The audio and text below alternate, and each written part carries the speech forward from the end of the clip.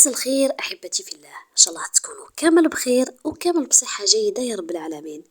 كما راكم تشوفوا اليوم جايبت لكم فيديو مميز عن غير الفيديوهات السابقة اللي كنت نخدمها. على كل حال حبيت نعرفكم على جهاز استنشاق البخار المناسب للاستخدام المنزلي، واكيد بطبيعه الحال كاين بزاف ماركات تتباع هنا في تركيا.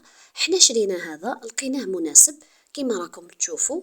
فوالا اكيد طريقه الاستعمال وكيفيه الاستخدام اكيد رايحه نقولكم من بعد كيفاش. كما راكم تشوفوا ديجا على واجهه هاد العلبه كاين طريقه الاستعمال، ولكن ما راهيش كافيه، لازم حتى تشوفوا كيفاش نعمل لكم كما راكم تشوفوا. ونتمنى ان شاء الله يفيد هذا الفيديو جميع الناس، لانه نتاع الصح بزاف مفيد، ويفيد هذا جهاز الاستنشاق البخار مفيد حتى للاطفال الصغار، يعني مفيد للكبار والصغار. كما راكم تشوفوا هذا الجهاز، هذا هو الجهاز يعني اللي راهو نستعملوه. هنا زر الضغط يعني التشغيل والايقاف، هذا الاخضر كما راكم تشوفوا. ودوك نعطيكم خطوة بخطوة كيفاش يعني نستعملوا هذا الجهاز. جهاز استنشاق البخار كما قلت لكم، هذا يوصل الدواء على شكل رذاذ إلى الرئتين. هو يستخدم كمان لمرض الربو وأمراض الجهاز التنفسي. يحتوي الجهاز على قناعين للكبار وللأطفال كما راكم تشوفوا، يعني ماشي للكبار فقط. واكيد لي زامبول هذوك الدواء هذوك كيما لي سيرانغ هذوك سبيسيال، يعني موجود يعني لمرض بالربو وللاطفال سبيسيال، يعني ما يكونش نفسه بطبيعه الحال، كل شخص على حسب مرضه. وهذا الانبوب اللي راكم تشوفوا فيه نحطوا فيه الدواء، وهذه انبوبه الفم، يعني الا ما حبيتوش تحطوا القناع تحطوا انبوبه الفم كما راكم تشوفوا. وهذه تتركب مع هذا الغطاء كما راكم تشوفوا، تحطوه مع بعض ومن بعد تحطوا الدواء بطبيعة الحال. وهذا قطن راح نقول لكم وين تحطوه اكزاكتومون، يعني في هذا الجهاز. هذا فقط استبدال فقط، يعني ما عندوش أهمية بزاف، ولكن أكيد بطبيعة الحال نقول لكم على كل شيء. وهذا الأنبوب الطويل هذا هو اللي يدي استنشاق هذاك الدواء، يعني من الجهاز إلى القناع هكذا باش نستنشقوا الهواء. أكيد راح نجرب معاكم ورايحين تشوفوا. كما راكم تشوفوا هذه هي المكان تاع القطن هذاك اللي راهو كاين زيادة موجود في العلبة كما راكم تشوفوا، موجود في هذا الكيس. تستبدلوه إذا كان تشوفوا هذا القطن غير موجود تستبدلوه بالقطن هذا كما راكم تشوفوا، مثل القطن يعني بسيط جدا. وهاد وين نحطوا كما راكم تشوفوا الأنبوب، نحطوا واحد هنا وواحد عن طريق هذيك الأنبوب الكبير اللي نحطوا فيه الدواء هنا.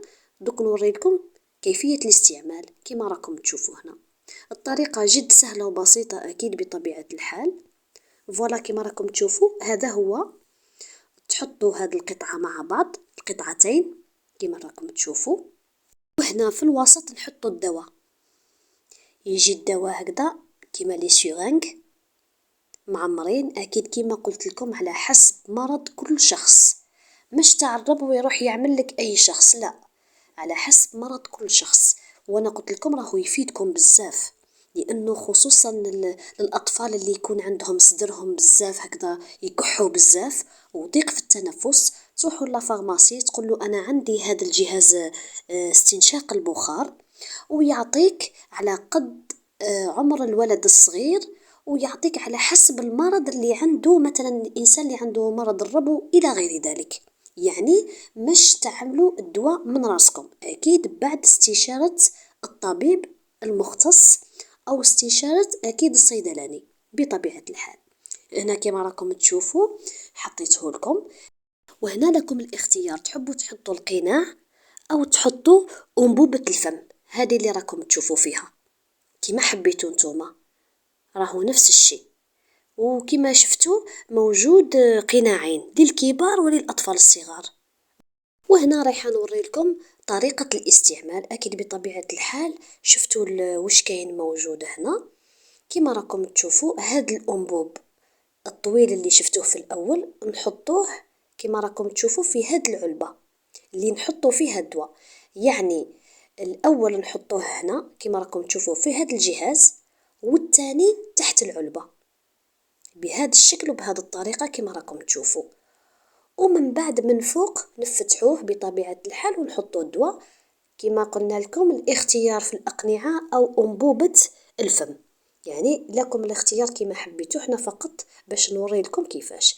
هنا حطيت لكم الماء بطبيعة الحال، ما نستعملش الدواء باش هكذا تفهموني. بعد ما تحطوا الدواء هنا اكيد كما راكم تشوفوا هنا نحطوه في الكهرباء، يشتغل على الكهرباء بطبيعة الحال.